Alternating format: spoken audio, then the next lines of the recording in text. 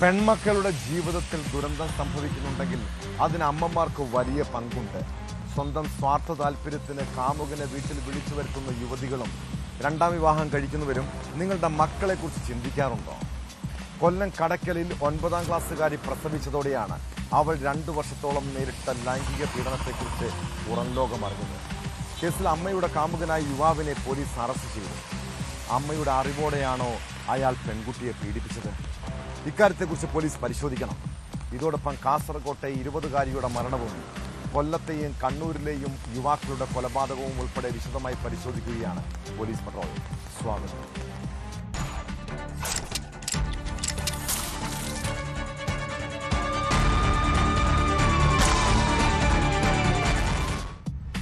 Social media വഴി പരിചയപ്പെട്ട സൗഹൃദം പിന്നീട് അത് വഴിവിട്ട ജീവിതമായി വളർന്നു. അങ്ങനെ കൊല്ലം കടയ്ക്കലിൽ അമ്മയും മകളും മാത്രം താമസിക്കുന്ന വീട്ടിലേക്ക് അപ്രതീക്ഷിതമായി അയാൾ കടന്നുവരുന്നു. കൗമാരക്കാരിയായ പെൺകുട്ടിയെ സ്വന്തം മകളെ പോലെ ആൺസുഹൃത്ത് സ്നേഹിക്കുന്നത് കണ്ടതോടെ അമ്മയ്ക്കും അയാളെ വിശ്വാസമായി. എന്നാൽ ആ വിശ്വാസം മുതലെടുത്ത് കാമുകൻ പെൺകുട്ടിയെ പീഡിപ്പിക്കാൻ തുടങ്ങി.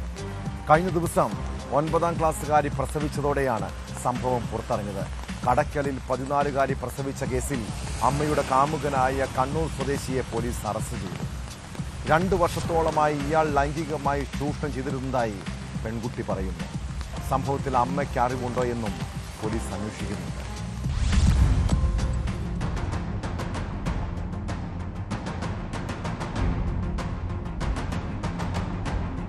കണ്ണൂർ സ്വദേശിയും വാഗമണിലെ ഹോട്ടലിൽ ജീവനക്കാരനുമായ ആളെയാണ് പോലീസ് പിടിച്ചത്. 9ാം ക്ലാസ്സുകാരിയെ പീഡിപ്പിച്ച് ഗർഭിണിയാക്കിയതാണ് കേസ്. കഴിഞ്ഞ 2 വർഷമായി ഇയാൾ നിരന്തരം പീഡിപ്പിച്ചിരുന്നതായി പെൺകുട്ടി പോലീസിന് മൊഴി നൽകി. അമ്മ വീട്ടിലായ സമയങ്ങളിൽ പ്രതി സ്ഥിരമായി ഉപദ്രവിച്ചിരുന്നതാണ് മൊഴി. പ്രതിയെ ജോലി ചെയ്തിരുന്ന വാഗമണിലെ ഹോട്ടലിൽ നിന്നാണ് പോലീസ് പിടികൂടിയത്.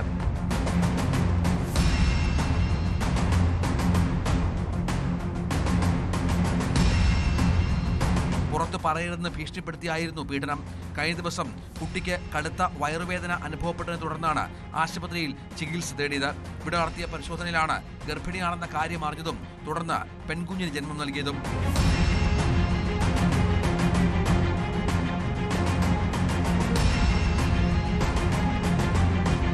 അമ്മയുടെ ആദ്യ ഭർത്താവ് മരിച്ചതിനെ തുടർന്ന് 2ാമത് വിവാഹം കഴിച്ചിരുന്നു. ആ ബന്ധത്തിലാണ് ഈ പെൺകുട്ടി ജനിക്കുന്നത്. 2ാം ഭർത്താവ് മരിച്ചതോടെ 2 വർഷമായി പ്രതിക്കൊപ്പമാണ് പെൺകുട്ടിയും മാതാവും താമസിച്ചിരുന്നത്. ഹോം നേഴ്സായി ജോലി ചെയ്ത് വരികയായിരുന്നു പെൺകുട്ടിയുടെ അമ്മ. ഈ അവസരം മുതലെടുത്തായിരുന്നു പ്രതി കുട്ടിയെ പീഡനത്തിന് ഇരയാക്കിയിരുന്നത്. കടയ്ക്കൽ പോലീസ് കോടതിയിൽ ഹാജരാക്കിയ പ്രതിയെ റിമാൻഡ് ചെയ്തു.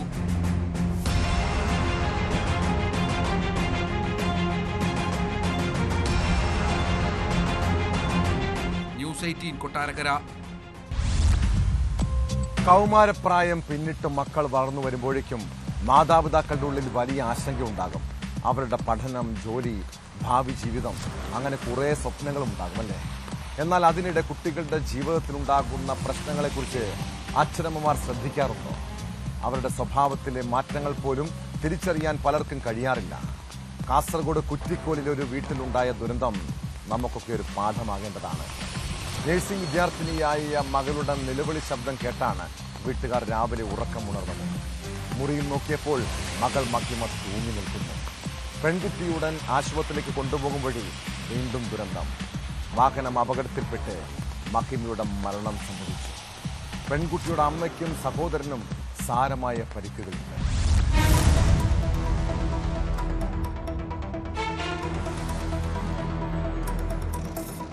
വീട്ടിലെ കിടപ്പുമുറിയിൽ തൂങ്ങിയ നിലയിൽ കണ്ട നഴ്സിംഗ് വിദ്യാർത്ഥിനി മരിച്ച സംഭവം കുറ്റിക്കോൽ ബേത്തൂർപ്പാറ ഗ്രാമത്തെ കണ്ണീരിലാഴ്ത്തി. കുറ്റിക്കോൽ ബേത്തൂർപ്പാറ തച്ചാർകുണ്ട് വീട്ടിൽ പരേതനായ ബാബുവിന്റെ മകൾ 20കാരിയായ മഹിമയാണ് മരിച്ചത്. രാവിലെ 8 മണിയോടെ വീടിനകത്ത് മുറിയിൽ തൂങ്ങിയ നിലയിൽ മഹിമയെ കാണുകയായിരുന്നു. ഈ സമയത്ത് മഹിമയ്ക്ക് ജീവനുണ്ടായിരുന്നുവെന്നാണ് പറയുന്നത്. അമ്മ വനജയും സഹോദരൻ മഹേഷും ഉടൻ തന്നെ മഹിമയെ ആശുപത്രിയിലേക്ക് കൊണ്ടുപോയി. ഇതിനിടെ ഇവർ സഞ്ചരിച്ച കാർ പടിമരുതിൽ അപകടത്തിൽപ്പെടുകയായിരുന്നു. വിവരമറിഞ്ഞ് നാട്ടുകാർ ഇവർ 3 പേരെയും മറ്റൊരു വാഹനത്തിൽ കാസർഗോഡ് ചെർക്കള ആശുപത്രിയിലെത്തിച്ചു. എന്നാൽ അപ്പോഴേക്കും മഹിമ മരിച്ചിരുന്നു.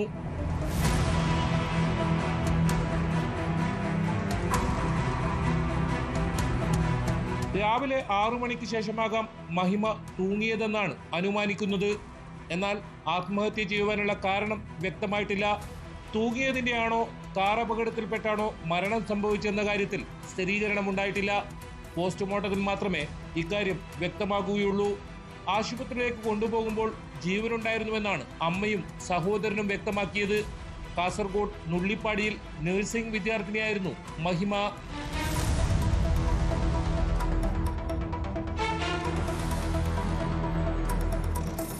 ന്യൂസ് 18 കാസർഗോഡ്.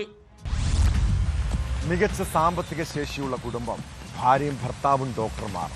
ബംഗളൂരുവിലെ ജനറൽ സർജനായ ഡോക്ടർ മഹേന്ദ്ര റെഡ്ഡിയെയും ത്വക്കുരോഗ വിദഗ്ധയായ ഭാര്യ ഡോക്ടർ കൃതികയെയും എല്ലാവരും അസൂയയോടെ മാത്രമേ നോക്കിയിട്ടുള്ളൂ. പുറമേ കാണുമ്പോൾ സന്തോഷത്തോടെ കഴിഞ്ഞിരുന്ന യുവ ദമ്പതികൾ. അതിനാൽ തന്നെ ഡോക്ടർ കൃതികയുടെ അപ്രതീക്ഷിത വിയോഗം ബന്ധുക്കളെയും സുഹൃത്തുക്കളെയും എല്ലാം കണ്ണീരിലാക്കി. യുവ ഡോക്ടറുടേത് അസ്വാഭാവിക മരണമായിരുന്നുവെങ്കിലും കാരണം വ്യക്തമായില്ല. ഭർത്താവ് ഡോക്ടർ മഹീന്ദ്രയെ ആരും സംശയിച്ചതുമില്ല. എന്നാൽ കൃതികയുടെ കുടുംബത്തിന് തോന്നിയ ചില സംശയങ്ങൾ 6 മാസത്തിന് ശേഷം കൊലപാതകത്തിൻ്റെ ചുരുളഴിച്ചു. ഡോക്ടർ കൃതികയുടെ ശരീരത്തിൽ അനസ്തേഷ്യ മരുന്ന് കുത്തിവെച്ച് കൊലപ്പെടുത്തുകയായിരുന്നുവെന്നാണ് കണ്ടെത്തൽ. കേസിൽ ഭർത്താവ് ഡോക്ടർ മഹീന്ദ്രയെ പോലീസ് അറസ്റ്റ് ചെയ്തു.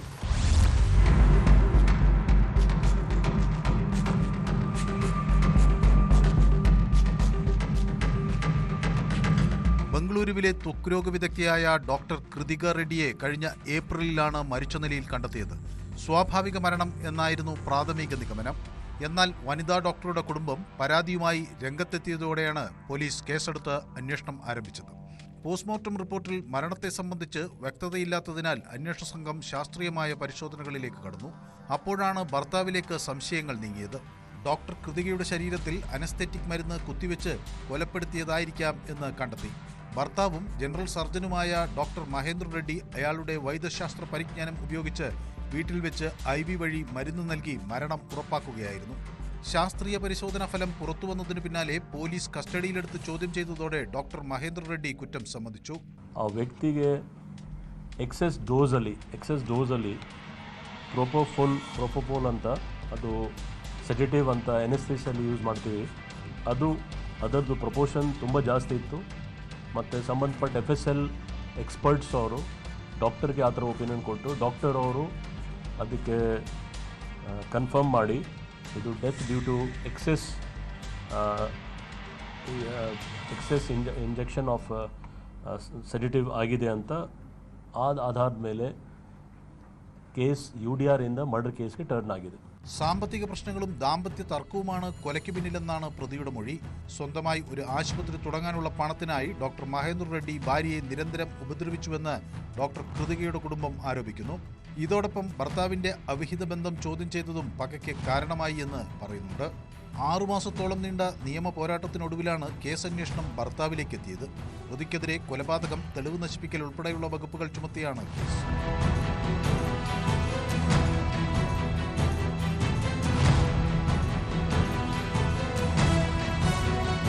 ന്യൂസ് 18 ബംഗളൂരു. ലഹരിയും പണത്തെ ചൊല്ലിയുള്ള തർക്കവും സൗഹൃദങ്ങളെപ്പോലും ബാധിക്കാം. ചെറിയ വാക്കുതർക്കങ്ങളിൽ നിന്നാണ് കൊലപാതകം വരെ അരങ്ങേറുന്നത്. കൊല്ലം ചടയമംഗലത്ത് ബെവറേജസിന് സമീപം അടഞ്ഞുകിടന്ന കള്ള് ഷാപ്പിൽ വെച്ചുണ്ടായ പ്രശ്നങ്ങൾ യുവാവിന്റെ ജീവനെടുത്തു. ചടയമംഗല സ്വദേശി നൌഷാദിനെ സുഹൃത്ത് തിരുവനന്തപുരം കരകുളം സ്വദേശി ദിജേഷ് തലക്കടിച്ച് കൊലപ്പെടുത്തുകയായിരുന്നു. കേസിൽ പ്രതി ദിജേഷിനെ പോലീസ് അറസ്റ്റ് ചെയ്തു. ഇവർ തമ്മിലുള്ള സാമ്പത്തിക ഇടപാടുകളെക്കുറിച്ചും പോലീസ് പരിശോധിക്കുന്നുണ്ട്.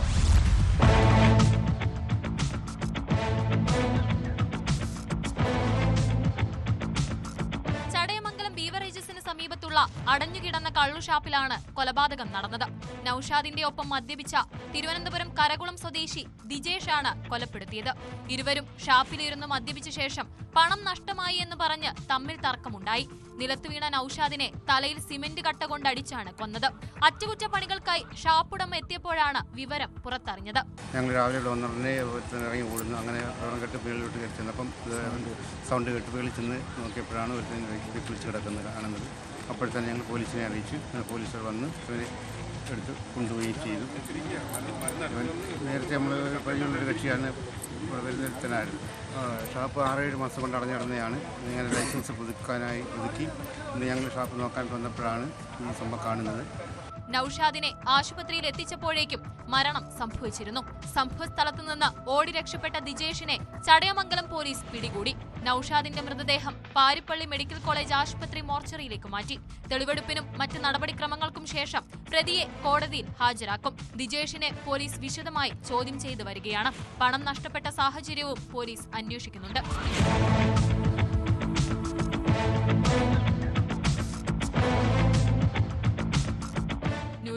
കൊട്ടാരക്കര.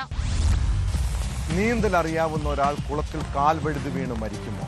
ഈ ഒരു സംശയമാണ് കണ്ണൂർ നടുവിൽ സ്വദേശി പ്രജുൽ എന്ന യുവാവിനെ കൊലപ്പെടുത്തിയ കേസിന്റെ ചുരുളഴിച്ചത്.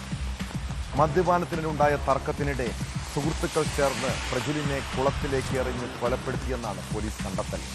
കേസിൽ പ്രതികളായ പോത്തുകുണ്ട് സ്വദേശി മിഥിലാജ്, ഷാക്കിർ എന്നിവരെ അറസ്റ്റ് ചെയ്തു. കഴിഞ്ഞ മാസം 24-നാണ് പ്രജുലിനെ കുളത്തിൽ മരിച്ച നിലയിൽ കണ്ടെത്തിയത്. അതിനുശേഷം സംസ്കാര ചടങ്ങുകളിൽ പ്രതികൾ പങ്കെടുക്കുകയും ചെയ്തിരുന്നു. കൊലപാതകം, ലഹരിക്കടത്തുൾപ്പെടെ നിരവധി കേസുകളിൽ പ്രതികളാണ് പിടിയിലായ 2-അംഗ സംഘം.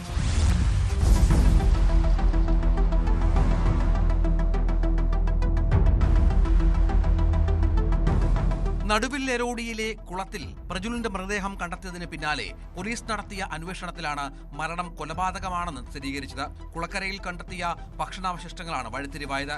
നീന്തൽ അറിയാവുന്ന പ്രജുൽ കുളത്തിൽ വീണ് മരിക്കില്ലെന്ന് മൊഴികളും നിർണായകമായി. പ്രദേശത്ത് CCTV ദൃശ്യങ്ങൾ കേന്ദ്രീകരിച്ച് നടത്തിയ അന്വേഷണത്തിൽ 3 പേരും മദ്യപിക്കുന്ന ദൃശ്യങ്ങൾ കിട്ടി. ഇതിനോടൊപ്പം മൃതദേഹം കണ്ടെത്തിയ കുളത്തിന്റെ മേഖലയിൽ പ്രതികളുടെ മൊബൈൽ സാന്നിധ്യവും സ്ഥിരീകരിക്കപ്പെട്ടതോടെയാണ് അറസ്റ്റിന് വഴിയൊരുങ്ങിയത്. കുളക്കരയിലെ മദ്യപാനത്തിനൊടുവിൽ മൂവരും തമ്മിൽ തർക്കമുണ്ടായി. ഇതിനൊടുവിൽ മിഥിൽ രാജും ഷാക്കിറും ചേർന്ന് പ്രജുലിനെ എടുത്ത് കുളത്തിലെറിയുകയായിരുന്നുവെന്ന് പോലീസ് പറഞ്ഞു. പ്രജുലിന്റെ സംസ്കാര ചടങ്ങിൽ പ്രതികൾ സജീവമായി പങ്കെടുത്തിരുന്നു.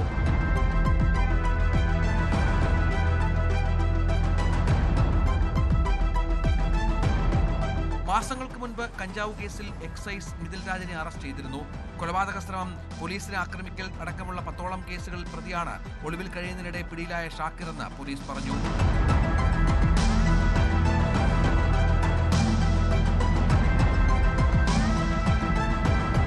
ന്യൂസ് 18 കണ്ണൂർ. കണ്ണുപൊട്ടിയുടെ മകളെന്ന് വിളിച്ചുള്ള ആക്ഷേപം, സ്ത്രീധനം ആവശ്യപ്പെട്ടുള്ള മർദ്ദനം. ആലപ്പുഴ കലവൂരിലെ രേഷ്മയുടെ സങ്കടം കേൾക്കാനാകെ ഉണ്ടായിരുന്നത് കാഴ്ച വൈകല്യമുള്ള മാതാപിതാക്കളാണ്. എന്നാൽ ജീവിതത്തിൽ കുറേ ദുരന്തങ്ങൾ നേരിട്ടിട്ടുള്ള അച്ഛനെയും അമ്മയെയും വേദനിപ്പിക്കേണ്ടെന്ന് കരുതി അവളെല്ലാം ഉള്ളിലൊതുക്കി. പക്ഷെ നിരന്തരമായ ഭർത്തൃപീഡനം ആ യുവതിയെ മാനസികമായി തളർത്തി. ഒടുവിൽ അവൾ ജീവനൊടുക്കുകയും ചെയ്തു. ആലപ്പുഴയിൽ 27-കാരി ആത്മഹത്യ ചെയ്ത സംഭവത്തിൽ ഭർത്താവ് ഡിബിനെതിരെ ഗുരുതരമായ ആരോപണങ്ങളാണ് കുടുംബം ഉന്നയിക്കുന്നത്. പോലീസ് കേസെടുത്തതോടെ ഭർത്താവ് ഡിബിനും കുടുംബവും ഒളിവിലാണ്. രേഷ്മയുടെ 3 വയസ്സുകാരിയായ മകളെയും അവർ തട്ടിയെടുത്തതായി വീട്ടുകാർ ആരോപിക്കുന്നു.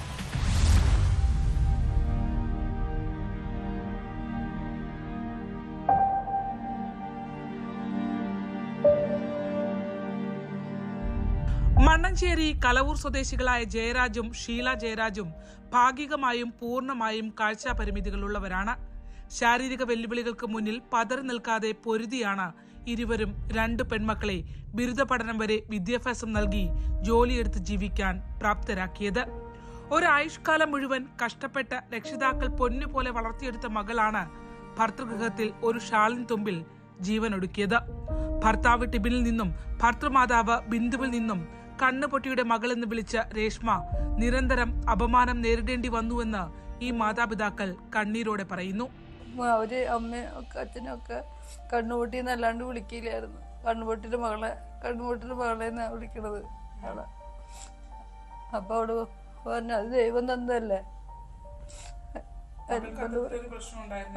അവള് പറഞ്ഞു അവര് വീട്ടിലേക്ക് അവള് ഫോൺ നമ്മളെ വിളിക്കുകയാണെന്നുണ്ടെങ്കിൽ അവരാരെങ്കിലും വരികയാണെങ്കിൽ അമ്മ പിന്നെ വിളിക്കാന്നും പറഞ്ഞ കട്ട് ചെയ്യും. ആദ്യം അമ്മയുടെ അന്ധത പറഞ്ഞായിരുന്നു അപമാനിക്കലെങ്കിൽ പിന്നീട് അത് സ്വർണത്തിന്റെ പേരിലായി. രക്ഷകർത്താക്കളുടെ മുന്നിൽ വെച്ച് ഡിബിൻ രേഷ്മയെ മുഖത്തടിച്ചിരുന്നു. ഗാർഹിക പീഡനമടക്കമുള്ള വകുപ്പുകൾ ചുമത്തി നോർത്ത് പോലീസ് എടുത്ത കേസിൽ ഡിബിന്റെ പിതാവ് ദിലീപ് കുമാറും പ്രതിയാണ്. ആത്മഹത്യ ചെയ്തുവെന്ന് പറയപ്പെടുന്ന ദിവസത്തിന്റെ തലേദിവസം രാത്രി രേഷ്മയെ ഡിബിൻ മർദ്ദിച്ചതായി അന്വേഷണത്തിൽ ബോധ്യപ്പെട്ടെന്ന് പിതാവ് പറയുന്നു. 3 വയസ്സുകാരിയായ ചെറുമകൾ ഇക്കാര്യം പറഞ്ഞപ്പോൾ കുട്ടിയെ ഉൾപ്പെടെയായി ടിബിനും കുടുംബവും തത്തമ്പള്ളി കറുകയിലുള്ള വീട്ടിൽ നിന്ന് കടന്നു കളഞ്ഞു. ഞാൻ അവനോട് ചോദിച്ചു, മോൻ പേടിച്ചാ? ഞാൻ പേടിച്ചില്ല, പക്ഷെ ദക്ഷ കരഞ്ഞു, ദക്ഷയ്ക്ക് പേടിയായി പോയി എന്ന് പറഞ്ഞു. ദക്ഷ ഇളയ കുട്ടി അവൾക്ക് പേടിയായി പോയി എന്ന് പറഞ്ഞു. പക്ഷെ അവൻ പിന്നെ അവിടെ നിന്നില്ല. പിറ്റേ ദിവസം അവൻ പറഞ്ഞു എനിക്ക് വീട്ടിൽ പോകണം, ഷീലാമ്മയുടെ അടുത്ത് പോകണം എന്ന് പറഞ്ഞ് എൻ്റെ അടുത്തേക്ക് പോരുകയായിരുന്നു. ഇനിയും നോർത്ത് പോലീസ് അറസ്റ്റ് രേഖപ്പെടുത്തുന്നത് വൈകരുതെന്ന അപേക്ഷയാണ് പാവപ്പെട്ട ഈ രക്ഷകർത്താക്കൾക്കുള്ളത്. ഞങ്ങളെപ്പോലുള്ള ദാരിദ്ര്യതയ്ക്കും താഴെയുള്ള പെൻഷൻ ആശ്രയിച്ച് കഴിയുന്നവരാണ് ഞങ്ങൾ. അങ്ങനെയുള്ള ഞങ്ങൾക്ക് ആ പിള്ളേരെ അത്രയും രീതിയിൽ അയക്കുമ്പോൾ അങ്ങനെയുള്ളൊരവസ്ഥ ഒരു രക്ഷകർത്താക്കൾക്കും അങ്ങനെ ഉണ്ടാവരുത്. ഏതായാലും സംഭവിക്കാനുള്ളത് സംഭവിച്ചു, ഞങ്ങൾക്ക് പോകാനുള്ള ഞങ്ങളുടെ മോൾ പോയി. ആ ഒരവസ്ഥ തീർച്ചയായിട്ടും നമ്മളിവിടെ ഭരിക്കുന്നു. പ്രധാനപ്പെട്ട നമ്മുടെ മുഖ്യമന്ത്രിയായാലും നീതിപീഠമായാലും പോലീസുകാരായാലും സത്യസന്ധമായി അന്വേഷിച്ച് ഞങ്ങൾക്ക് നീതി ഉറപ്പാക്കണമെന്ന് മാത്രമാണ് എനിക്ക് അവസാനമായിട്ട് പറയാനുള്ളത്. കാഴ്ച പരിമിതിയുള്ള ഷീലയും ജയരാജും വളരെ കഷ്ടപ്പെട്ടാണ് 2 പെൺമക്കളെ വളർത്തിയത്. അതിലൊരാളെയാണ് ഈ കുടുംബത്തിനിപ്പോൾ നഷ്ടമായിരിക്കുന്നത്. ഗാർഹിക പീഡനം നടന്നിട്ടുണ്ട് എന്നുള്ളത് പോലീസിന്റെ എഫ്ഐആറിലടക്കം രേഖപ്പെടുത്തിയിട്ടുമുണ്ട്. പ്രതികൾക്കെതിരെ കർശന നടപടി ഇനിയെങ്കിലും പോലീസ് സ്വീകരിക്കേണ്ടതായുണ്ട്. ആലപ്പുഴയിൽ നിന്നും ശരണ്യ സ്നേഹജൻ, ന്യൂസ് 18. ഏറ്റുമാനൂരിലെ ജൈനമ്മയ്ക്കും ചേർത്തലയിലെ ബിന്ദു പത്മനാഭനും ശേഷം ഐഷയെയും സെബാസ്റ്റ്യൻ കൊലപ്പെടുത്തിയതാണെന്ന് തെളിഞ്ഞിരിക്കുന്നു. ഐഷ തിരോധാന കേസ് കൊലപാതക കേസാക്കി മാറ്റി പോലീസ് കോടതിയിൽ റിപ്പോർട്ട് നൽകി. സെബാസ്റ്റ്യനെതിരെ കൊലപാതക കുറ്റം ചുമത്തിയാണ് ചേർത്തല മജിസ്ട്രേറ്റ് കോടതി 1 റിപ്പോർട്ട് സമർപ്പിച്ചിരിക്കുന്നത്. ഐഷ കൊല്ലപ്പെട്ട വിവരം ന്യൂസ് 18ലൂടെയാണ് പുറംലോകം അറിഞ്ഞത്. പള്ളിപ്പുറത്തെ തിരോധാനങ്ങളിൽ ഇനി 2 കേസുകൾ കൂടി പോലീസിന് തെളിവുകൾ കണ്ടെത്തണം.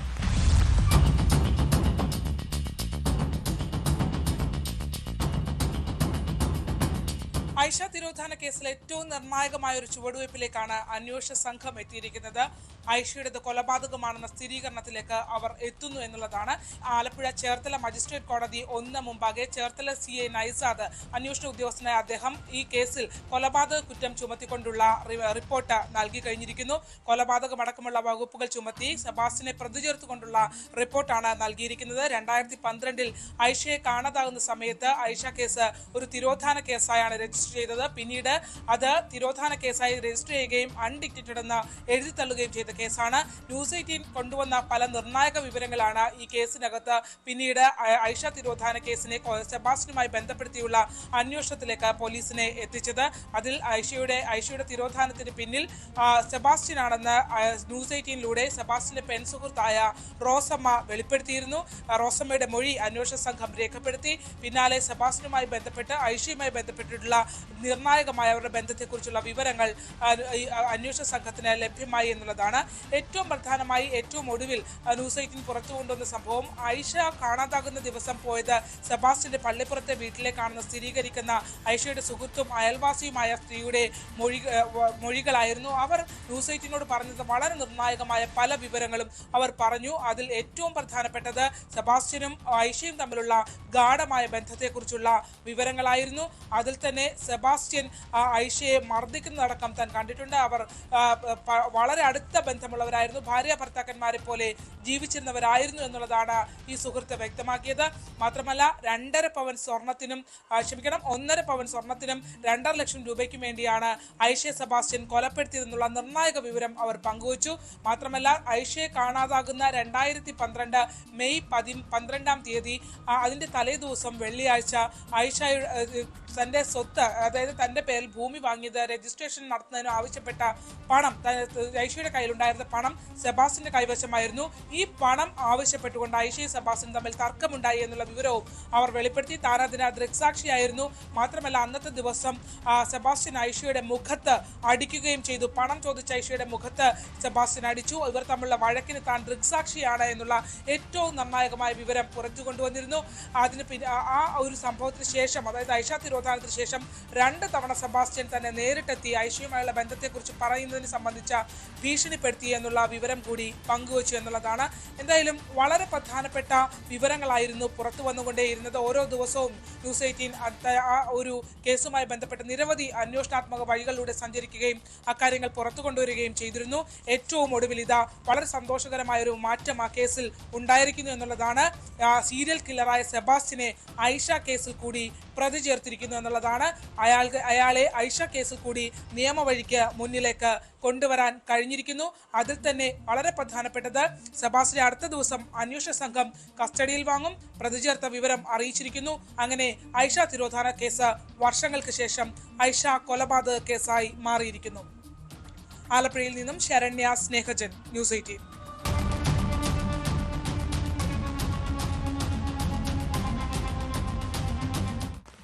മലപ്പുറം മഞ്ചേരിയിൽ ഇരുനില കെട്ടിടത്തിന്റെ ടെറസിൽ മനുഷ്യാസ്ഥികൂടം. മഞ്ചേരി ചെരണയിലെ പ്ലൈവുഡ് റോഡിൽ സ്ഥിതി ചെയ്യുന്ന ഇരുനില കെട്ടിടത്തിന്റെ ഓപ്പൺ ടെറസിലാണ് ചൊവ്വാഴ്ച രാത്രി മനുഷ്യാസ്ഥികൂടം കണ്ടെത്തിയത്. പല ഭാഗങ്ങളായി കിടക്കുന്ന അസ്ഥികൂടത്തിന് മാസങ്ങളുടെ പഴക്കമുണ്ട്. ഫോറൻസിക് പരിശോധനയ്ക്ക് ശേഷമേ കൂടുതൽ വിവരങ്ങൾ ലഭിക്കൂവെന്നാണ് പോലീസ് പറയുന്നത്.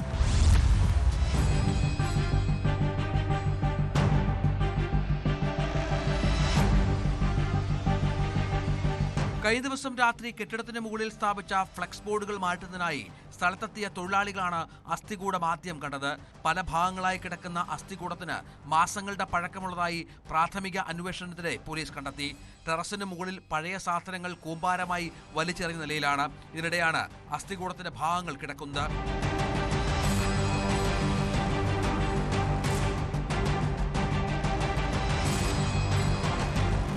കെട്ടിടത്തിൽ തമിഴ്നാട്ടിൽ നിന്നുള്ള അതിഥി തൊഴിലാളികൾ താമസിച്ചു വരികയായിരുന്നു. മുമ്പ് ഇതേ സ്ഥലത്ത് ഒരു തമിഴ്നാട് കുടുംബവും താമസിച്ചിരുന്നുവെന്ന് പോലീസ് അറിയിച്ചു.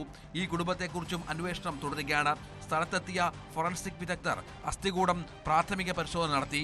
3 മാസത്തോളം പഴക്കമുണ്ടെന്നാണ് പ്രാഥമിക നിഗമനം. സ്ത്രീയുടെയാണോ പുരുഷന്റെയാണോ എന്നതെല്ലാം വിശദമായ ശാസ്ത്രീയ പരിശോധനകൾക്ക് ശേഷമേ വ്യക്തമാവുകയുള്ളൂ. അസ്ഥികൂടവും മറ്റവശിഷ്ടങ്ങളും ശാസ്ത്രീയ പരിശോധനകൾക്ക് വേണ്ടി കൊണ്ടുപോയി. മഞ്ചേരി പോലീസാണ് കേസ് അന്വേഷിക്കുന്നത്.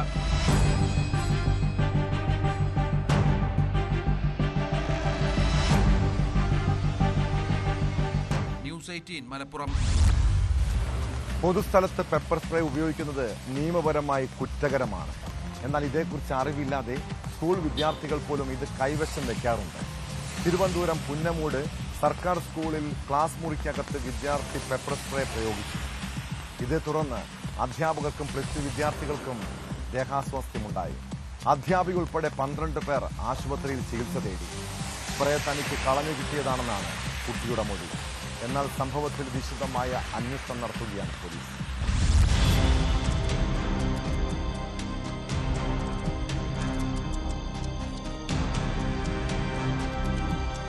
ബാലരാമപുരത്തിന് സമീപം പുന്നമൂട് ഗവൺമെന്റ് ഹയർ സെക്കൻഡറി സ്കൂളിലാണ് സംഭവം. ക്ലാസ് മുറിക്കകത്തായിരുന്നു വിദ്യാർത്ഥിയുടെ മുളക് സ്പ്രേ പ്രയോഗം. ഇടവേള സമയത്ത് പുറത്തുവന്ന +2 വിദ്യാർത്ഥി പിന്നീട് കയ്യിലുണ്ടായിരുന്ന സ്പ്രേ ക്ലാസ്സിൽ വെച്ച് അടിക്കുകയായിരുന്നു. ഈ സമയം അവിടെ ഉണ്ടായിരുന്ന ഇംഗ്ലീഷ് അധ്യാപികയ്ക്കും വിദ്യാർത്ഥികൾക്കും കണ്ണിന് നീറ്റലും അസ്വസ്ഥതയുമുണ്ടായി.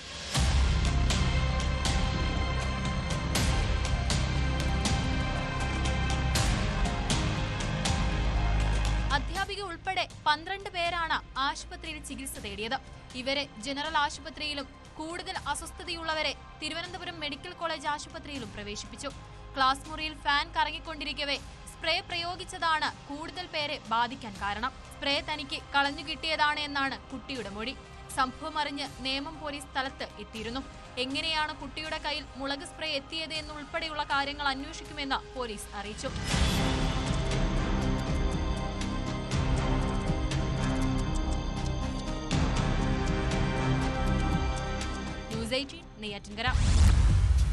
ഈ നാട്ടിൽ നിയമം നടപ്പാക്കേണ്ടവരാണ് പോലീസുകാർ. എന്നാൽ ചില ഉദ്യോഗസ്ഥർ കാട്ടിക്കൂട്ടുന്ന പ്രശ്നങ്ങൾ സേനയ്ക്ക് തന്നെ നാണക്കേടാണ്. പാലക്കാട് ഷൊർണൂരിൽ 14 വയസ്സുകാരനെ വനിതാ പോലീസുകാരെ മർദ്ദിച്ച സംഭവത്തെക്കുറിച്ചാണ് പറഞ്ഞു വരുന്നത്. ചേലക്കര പോലീസ് സ്റ്റേഷനിലെ വനിതാ കോൺസ്റ്റബിളായ ജാസ്മിനെതിരെയാണ് കുട്ടിയുടെ രക്ഷിതാവിന്റെ പരാതി. പോലീസുകാരിയുടെ വീട്ടിലേക്ക് അയൽവാസികൾ ആരോ കല്ലെറിഞ്ഞതുമായി ബന്ധപ്പെട്ട തർക്കത്തിനിടെയാണ് 9ാം ക്ലാസ്സുകാരനെ മർദ്ദിച്ചത്. കുടുംബത്തിന്റെ പരാതിയിൽ ഷൊർണൂർ പോലീസ് കേസെടുത്ത് അന്വേഷണം ആരംഭിച്ചിട്ടുണ്ട്.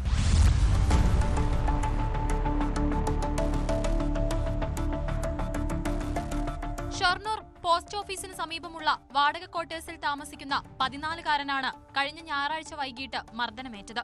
ഈ കുട്ടിയും കുടുംബവും താമസിക്കുന്ന ക്വാർട്ടേഴ്സിന് സമീപത്തായാണ് പോലീസ് ഉദ്യോഗസ്ഥനായ ജാസ്മിനും വാടകയ്ക്ക് താമസിക്കുന്നത്.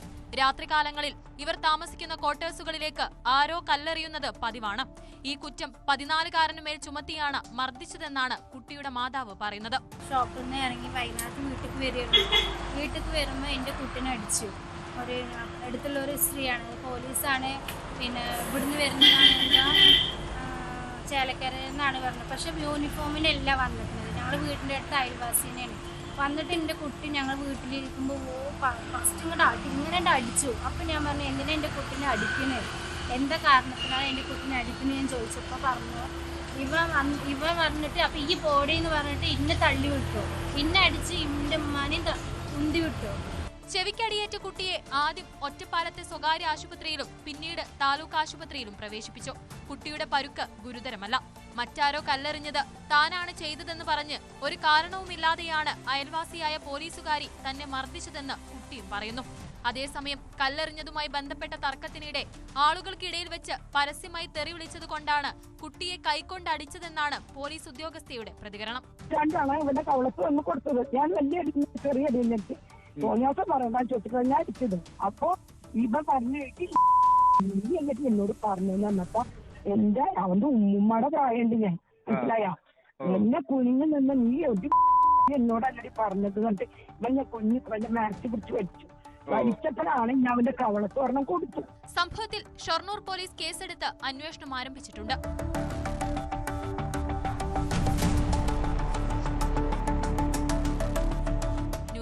പട്ടാമ്പി. വായ്പാ തിരിച്ചടവ് മുടങ്ങിയാൽ അത് തിരിച്ചു പിടിക്കാൻ ബാങ്ക് അധികൃതർ പല നടപടികളും സ്വീകരിക്കാറുണ്ട്. ജപ്തിയിലേക്ക് കടക്കുന്നതിന് മുൻപ് വീട്ടുകാർക്ക് നോട്ടീസ് അയക്കും. അതിന് മറുപടി നൽകിയില്ലെങ്കിൽ നേരിട്ട് വീട്ടിലെത്തും. കഴിഞ്ഞ ദിവസം കൊല്ലത്ത് വായ്പാ കുടിശ്ശിക അന്വേഷിക്കാൻ എത്തിയതാണ് SBI ജീവനക്കാരിയായ ആൽഫിയ. എന്നാൽ കടമെടുത്തയാളുടെ മകൻ യുവതിയെ ആക്രമിച്ചു. ഇളമ്പള്ളൂർ സ്വദേശിനി ആൽഫിയെ മർദ്ദിച്ച കേസിൽ പ്രതി സന്ദീപ് ലാലിനെ കൊട്ടിയം പോലീസ് അറസ്റ്റ് ചെയ്തു.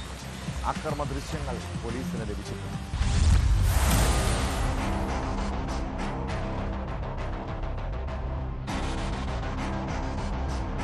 പ്രതിയായ സന്ദീപിന്റെ പിതാവ് SBIയുടെ കണ്ണനല്ലൂർ ശാഖയിൽ നിന്നും ലോൺ എടുത്തിരുന്നു. നിരവധി തവണകൾ മുടങ്ങിയതോടെയാണ് ഇതേക്കുറിച്ച് അന്വേഷിക്കാൻ ബാങ്ക് ജീവനക്കാരി എത്തിയത്. ഈ സമയം സന്ദീപിന്റെ പിതാവ് വീട്ടിലുണ്ടായിരുന്നില്ല. ബാങ്ക് നടപടിക്രമങ്ങൾ സംസാരിച്ചു നിന്നപ്പോൾ ഇരുവരും തമ്മിൽ വാക്കേറ്റമായി. ഒടുവിൽ കയ്യാങ്കളിയിലുമെത്തി.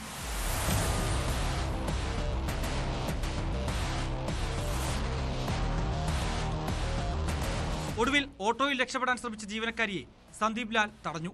തുടർന്നായിരുന്നു ജീവനക്കാരിയെ മർദ്ദിച്ചത്.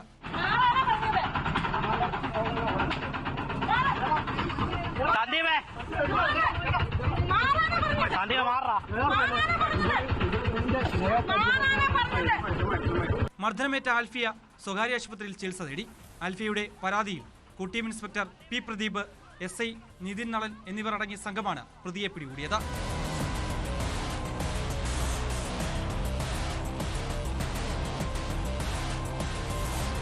എന്നാൽ ബാങ്ക് ജീവനക്കാരി തന്റെ മുഖത്തടിച്ചതുകൊണ്ടാണ് താൻ മർദ്ദിച്ചതെന്ന് സന്ദീപ് ലാൽ പോലീസിന് മൊഴി നൽകി. ദൃശ്യങ്ങൾ പരിശോധിച്ചപ്പോഴാണ് ജീവനക്കാരി അടിക്കുന്നതും വ്യക്തമായി കാണാം. സ്ത്രീത്വത്തെ അപമാനിച്ചതിനും ജോലി തടസ്സപ്പെടുത്തിയതിനുമുള്ള വകുപ്പുകൾ ചേർത്ത് സന്ദീപിനെ കോടതിയിൽ ഹാജരാക്കി റിമാൻഡ് ചെയ്തു.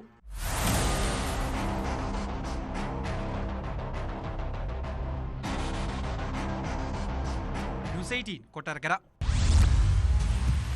കൊട്ടേഷൻ ഇടപാടുകൾ, മോഷണം, പിടിച്ചുപറി, ലഹരി കച്ചവടം ഉൾപ്പെടെ നിരവധി കേസുകളിൽ പ്രതികളാണ് കുപ്രസിദ്ധ ഗുണ്ട പടയപ്പ ഫൈസലും കൂട്ടാളി ആഷിഖും. കഴിഞ്ഞ രാത്രി ഇരുവരും തൊടുപുഴയിൽ അസ്വാഭാവികമായ രീതിയിൽ നിൽക്കുന്നത് കണ്ടതോടെ പോലീസ് അവരെ ചോദ്യം ചെയ്തു.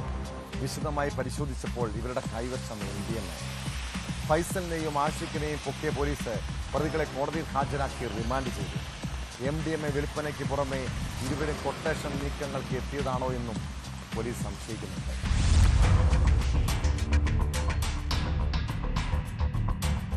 കൊച്ചി സ്വദേശികളായ പടയപ്പ ഫൈസലും ആഷിഖും സംസ്ഥാനത്തുടനീളം ഒട്ടേറെ കുറ്റകൃത്യങ്ങളിൽ ഏർപ്പെട്ടവരാണ്. എന്നാൽ പല കുറ്റകൃത്യങ്ങളിലും ഇവരുടെ പേരിൽ കേസ് രജിസ്റ്റർ ചെയ്തിട്ടില്ല. കഴിഞ്ഞ ദിവസം രാത്രി തൊടുപുഴ പ്രൈവറ്റ് ബസ് സ്റ്റാൻഡിലെത്തിയപ്പോഴാണ് ഇരുവരും പോലീസ് പിടിയിലായത്. MDMA വിൽക്കുന്നതിനാണ് ഇരുവരും എത്തിയതെന്ന് പോലീസ് പറയുന്നു. രാത്രി 12 മണിയോടെ പ്രൈവറ്റ് സ്റ്റാൻഡിൽ ഇരുവരും ചുറ്റിപ്പറ്റി നടക്കുന്നതായി വിവരം ലഭിച്ചതോടെ തൊടുപുഴ പോലീസ് എത്തി ഇവരെ ഓടിച്ചിട്ട് പിടികൂടുകയായിരുന്നു. തുടർന്ന് നടത്തിയ ദേഹപരിശോധനയിൽ 4.18 ഗ്രാം MDMAയും രാസഗുളികകളും കണ്ടെടുത്തു. നമ്മൾ പ്രൈവറ്റ് ബസ് സ്റ്റാൻഡ് ഭാഗത്തു നിന്നാണ് അവരെ അറസ്റ്റ് ചെയ്തത്. ജില്ലാ പോലീസ് മേധാവിയുടെ കർശന നിർദ്ദേശമുണ്ടായിരുന്നു ഈ മയക്കുമരുന്ന് സംഘങ്ങൾക്കെതിരെ കർശനമായ നടപടി സ്വീകരിക്കുന്നുണ്ട്. അതിൻ്റെ അടിസ്ഥാനത്തിൽ കഴിഞ്ഞ ദിവസം SI കണ്ണനും പാർട്ടിയും രാത്രിയിൽ പെട്രോളിംഗ് നടത്തി വരികയാണ് ഈ പ്രതികളിലേക്ക് നമ്മൾ എത്തിച്ചേർന്നത്. അപ്പം പോലീസിനെ കണ്ടുകൊണ്ട് ഇവർ ബൈക്കിൽ നിന്ന് ഓടാൻ ശ്രമിച്ചു. അപ്പം അവർ ഉണ്ടായിരുന്ന മറ്റ് പോലീസ് ഉദ്യോഗസ്ഥരും SIയും കൂടെ അയാളെ തടഞ്ഞു നിർത്തി ചോദ്യം ചെയ്തപ്പോൾ ഇയാൾ നമുക്ക് വാസ്തവവിരുദ്ധമായ കാര്യങ്ങളാണ് നമ്മോട് സംസാരിച്ചത്. പടയപ്പ ഫൈസൽ എറണാകുളത്തെ പ്രധാന MDMA കച്ചവടക്കാരനാണെന്ന് പോലീസ് പറയുന്നു. കൂടാതെ വിവിധ കേസുകളിൽ പ്രതിയാണ്. ഫോർട്ട് കൊച്ചി പോലീസ് സ്റ്റേഷനിൽ ഉൾപ്പെടെ ഇയാൾക്കെതിരെ കേസുണ്ട്. ആഷിക്കിന് 248 കിലോഗ്രാം കഞ്ചാവ് കടത്തിയതിന് കുറുപ്പംപടി പോലീസ് സ്റ്റേഷനിൽ കേസുണ്ട്. 21 മാസം റിമാൻഡിന് ശേഷമാണ് ഇയാൾ പുറത്തിറങ്ങിയത്. തോപ്പുംപടി പോലീസ് സ്റ്റേഷനിലും ഇയാൾക്കെതിരെ കേസുണ്ട്. മാലമോഷ്ടിക്കൽ ഉൾപ്പെടെയുള്ള കേസുകളിൽ ഇയാൾ പ്രതിയാണ്. ഇരുവരും തൊടുപുഴ കേന്ദ്രീകരിച്ച് MDMA വിൽപ്പനയ്ക്ക് എത്തിയതാണെന്ന് പോലീസ് കരുതുന്നു. എന്നാൽ കൊട്ടേഷൻ ഉൾപ്പെടെയുള്ള പ്രവൃത്തികൾക്കായി എത്തിയതാണോ എന്ന സംശയവും പോലീസിനുണ്ട്. ഇരുവരെയും വിശദമായി ചോദ്യം ചെയ്തെങ്കിലും പ്രതികൾ സഹകരിക്കാൻ തയ്യാറായില്ലെന്ന് പോലീസ് പറയുന്നു. കോടതിയിൽ ഹാജരാക്കിയ പ്രതികളെ കസ്റ്റഡി അപേക്ഷ നൽകി വീണ്ടും ചോദ്യം ചെയ്യാനാണ് പോലീസിന്റെ നീക്കം. ന്യൂസ് 18 തൊടുപുഴ. നമ്മുടെ നാട്ടിൽ അംഗപരിമിതരോ രോഗാവസ്ഥയിലുള്ളവരോ താമസിക്കുന്നുണ്ടെങ്കിൽ അവരെ സഹായിക്കാൻ സന്മനസ്സുള്ള അയൽവാസികളുണ്ടാകും. എന്നാൽ അങ്ങനെ ദുരിതം അനുഭവിക്കുന്നവരെ പോലും കൊള്ളയടിക്കുന്ന മനുഷ്യരെക്കുറിച്ച് അറിയണം. മലപ്പുറം മഞ്ചേരിയിൽ കാഴ്ചയില്ലാത്ത വയോധികയെ ആക്രമിച്ച് സ്വർണം കവർന്നത് അയൽവാസിയായ സ്ത്രീയും മകളും ചേർന്നാണ്. കേസിൽ മഞ്ചേരി സ്വദേശി ജസീറിയെ പോലീസ് അറസ്റ്റ് ചെയ്തു. സ്വർണം കവരാൻ കൂട്ടുനിന്ന ഇവരുടെ മകൾക്കായി അന്വേഷണം ഊർജിതമാക്കിയിരിക്കുകയാണ് പോലീസ്.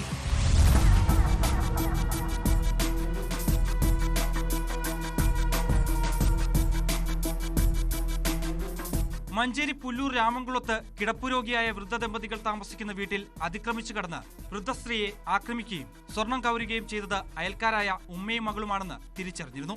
പുല്ലൂർ സ്വദേശി അച്ചിപ്പറമ്പൻ വീട്ടിൽ ജസീറമോൾ എന്ന 47-കാരിയും മകളുമാണ് കവർച്ച നടത്തിയത്. ഇതിൽ കവർച്ചയ്ക്ക് നേതൃത്വം നൽകിയ ജസീറമോളെ പോലീസ് അറസ്റ്റ് ചെയ്തു. കവർച്ചയ്ക്ക് സഹായിച്ച് ഒളിവിൽ പോയ പ്രതിയുടെ മകളെ കണ്ടെത്തുന്നതിനായി പോലീസ് അന്വേഷണം ഊർജിതമാക്കി. ജസീറമോൾ വിൽപ്പന നടത്തിയ സ്വർണം മഞ്ചേരിയിലെ ജ്വല്ലറിയിൽ നിന്നും പോലീസ് കണ്ടെടുത്തു. കോടതിയിൽ ഹാജരാക്കിയ പ്രതിയെ റിമാൻഡ് ചെയ്തു.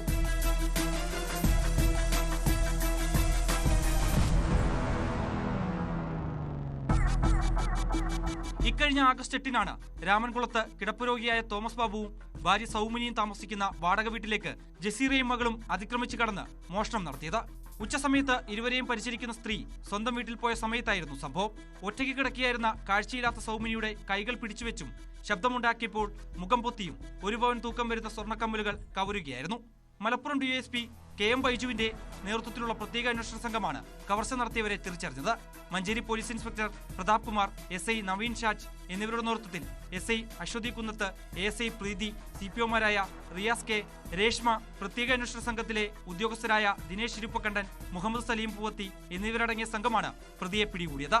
ജസീറയും മകളും കൂടുതൽ കവർച്ചകൾ നടത്തിയിട്ടുണ്ടോ എന്നും പോലീസ് അന്വേഷിക്കുന്നുണ്ട്.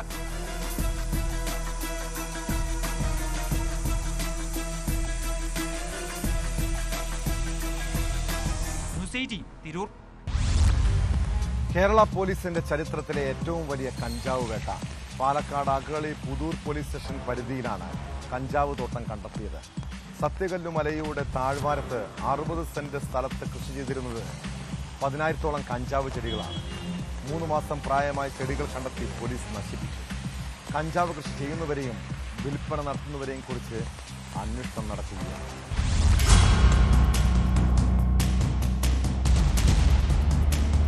അഗളിപുത്തൂർ പോലീസ് സ്റ്റേഷൻ പരിധിയിലാണ് വൻതോതിൽ കഞ്ചാവ് കൃഷി നടന്നിരുന്നത്.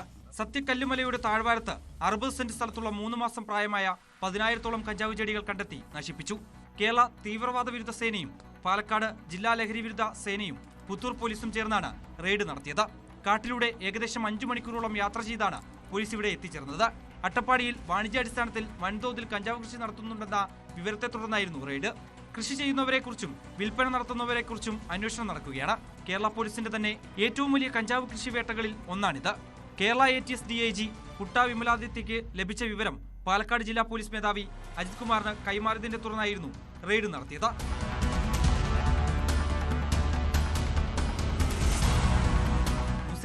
പാലക്കാട്. കുറ്റകൃത്യങ്ങളുടെ മറ്റു ചില വാർത്തകൾ ചുരുക്കത്തിൽ. തമിഴ്നാട്ടിൽ നിന്നും ഓട്ടം വിളിച്ച് വിഴിഞ്ഞത്തെത്തിച്ച മിനി ലോറി തട്ടിക്കൊണ്ടുപോയ സംഭവത്തിൽ രണ്ടുപേരെ പിടികൂടി. മാർത്താണ്ഡം സ്വദേശി രാജേഷ്, കാഞ്ഞിരംകോട് സ്വദേശി എഡ്വിൻ എന്നിവരെയാണ് അറസ്റ്റ് ചെയ്തത്. നെയ്യാറ്റിൻകര കുന്നത്തുകാലിൽ 2.5 കിലോ കഞ്ചാവുമായി യുവാവ് പിടിയിൽ. പേയാട് സ്വദേശി വിഷ്ണുവാണ് എക്സൈസ് സംഘത്തിന്റെ പിടിയിലായത്. 22 ഗ്രാം MDMA ശരീരത്തിൽ ഒളിപ്പിച്ചു കൊണ്ടുവന്ന യുവാവിനെ കൊട്ടാരക്കരയിൽ പോലീസ് പിടികൂടി. പിടിയിലായത് അഞ്ചൽ ചന്തമുക്ക് സ്വദേശി അഭയ്. പാലക്കാട് വാടകയ്ക്ക് താമസിക്കുന്ന ആലപ്പുഴ സ്വദേശിനി ശ്രീലതയെ ദേഹോപദ്രവം ഏൽപ്പിച്ച് സ്വർണവളയും മൊബൈൽ ഫോണും കവർന്ന കേസിൽ പ്രതികൾ പിടിയിൽ. പിടിയിലായത് ഒലവക്കോട് സ്വദേശികളായ അബ്ദുൾ റഹ്മാൻ, ഷാജൻ എന്നിവർ. പാലക്കാട് പുതുപ്പള്ളി തെരുവിൽ വീടിന്റെ മുൻപിൽ നിർത്തിയിട്ടിരുന്ന ഓട്ടോറിക്ഷ മോഷ്ടിച്ചയാൾ പിടിയിൽ. മണപ്പാടം സ്വദേശി ഷിജു എന്ന രാജിയെയാണ് ടൗൺ സൗത്ത് പോലീസ് അറസ്റ്റ് ചെയ്തത്. പട്ടാമ്പിയിൽ വീട്ടുമുറ്റത്ത് നിർത്തിയിട്ടിരുന്ന ഓട്ടോറിക്ഷ കത്തിക്കരിഞ്ഞ നിലയിൽ കണ്ടെത്തിയ സംഭവത്തിൽ അന്വേഷണം തുടങ്ങി. തൃത്താല മലമൽക്കാവ് സ്വദേശി സന്തോഷ് എടപ്പലത്തിന്റെ ഓട്ടോറിക്ഷയാണ് കത്തിനശിച്ചത്. കണ്ണൂരിൽ മണലൂറ്റ് സംഘത്തിൽ നിന്നും കൈക്കൂലി വാങ്ങിയ വളപട്ടണം സ്റ്റേഷനിലെ റിട്ടയർഡ് ASIക്കെതിരെ കേസെടുത്തു. കെ അനിഴനെതിരെയാണ് കണ്ണൂർ വിജിലൻസ് DYSP ബാബു പെരിങ്ങോത്ത് കേസെടുത്തത്. നവജാത ശിശുക്കളെ പോലും കൊലപ്പെടുത്തുകയും വിൽപ്പന നടത്തുകയും ചെയ്യുന്നവരുടെ നാടാണ്. നിരവധി കുഞ്ഞുങ്ങളുടെ ചോരയും കണ്ണീരും വീണിട്ടുള്ള മണ്ണ്. കാസർഗോഡ് പടന്നയിലെ ഒരു വീട്ടിൽ നിന്ന് കുഞ്ഞിന്റെ കരച്ചിൽ കേട്ട് നാട്ടുകാർ അന്വേഷിച്ചപ്പോഴാണ് ആ സത്യം മനസ്സിലായത്. ഒരു കുടുംബം കുട്ടിയെ നോക്കാൻ ഏൽപ്പിച്ചെന്നാണ് വീട്ടുകാർ പോലീസിനോടും നാട്ടുകാരോടും പറഞ്ഞത്. വിശദമായ അന്വേഷണത്തിൽ കുഞ്ഞിന്റെ യഥാർത്ഥ മാതാപിതാക്കളെ കണ്ടെത്തി. പിന്നീട് പോലീസ് സ്റ്റേഷനിൽ നടത്തിയ ചർച്ചയെ തുടർന്ന് മാതാപിതാക്കൾ തന്നെ കുഞ്ഞിനെ ഏറ്റെടുക്കാൻ സന്നദ്ധരായി. 26 ദിവസം പ്രായമായ പെൺകുഞ്ഞിനെ വിൽപ്പന നടത്തിയെന്നാണ് സംശയം. നൊന്തു പ്രസവിച്ച കുഞ്ഞിനെ സ്വന്തം അമ്മയ്ക്ക് എങ്ങനെ ഉപേക്ഷിക്കാനാകുമെന്ന ചോദ്യമാണ് ഇവിടെ ഉയരുന്നത്. ഇതോടെ പോലീസ് പൂർവ്വമാകുന്നു.